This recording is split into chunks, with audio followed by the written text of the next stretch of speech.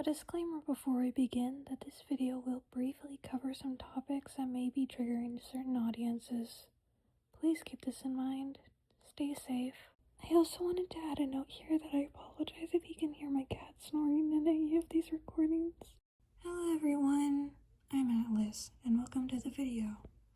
While this video differs from my usual content of animation, I hope it can mark almost a new era, per se, of my content on here. I want to make more videos that I like and are passionate about, and while I am incredibly passionate about animation, I want to branch out, be experimental, and not put such high expectations on myself. It's resulted in a lot of anxiety about posting on here. Hopefully with this I will be able to post more videos, such as rough animation instead of polished animation, just generally more quantity than quality, because I find that I can get a lot of imposter syndrome and anxiety about my art being good enough to share, and I want to have fun with it again, and occasionally even maybe commentary videos like this one, although those will probably be more rare. This video will probably be a bit shorter than maybe some other commentary videos like this would be, as this is mostly just a test for some ideas I have, as well as a stretch to get more loose with my content, but regardless, I hope you enjoy. The topic for this video is a bit of a broad one, focusing on the state of the AMC, aka the animation meme community. The animation meme community is, to put it bluntly, infamous for its issues. But what exactly are these issues and why do they occur so frequently? One of the most glaring of these issues is things like pedophilia and grooming. Many of our childhood idols, such as Cindy Bear, Christy Holly, etc., have over the years been found to be not the best people, to put it lightly, and it isn't only an old trend either. This issue has become more prevalent in newer people as well. The issue isn't only that though.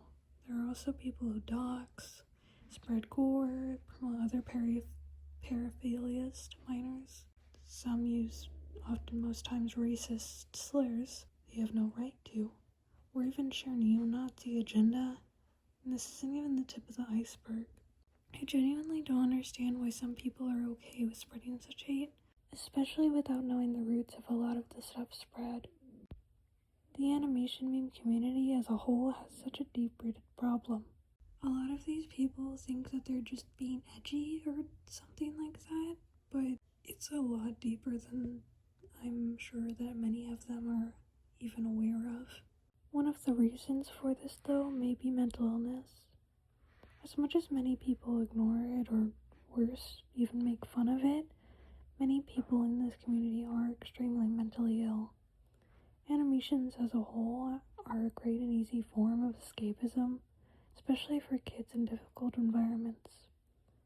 And while it may be great for them to temporarily have a life outside of whatever situation they're stuck in, that doesn't erase the effects that the trauma can have on a person and their psyche.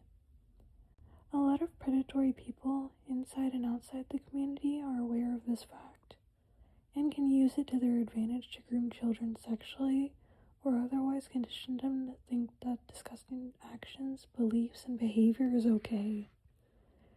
This leads to a situation only being harder to get out of, and when society and the community shun them and or make them start to believe that their trauma is incurable, a lot of people fall into despair that can lead them to take dangerous actions, not just towards themselves, but to others as well.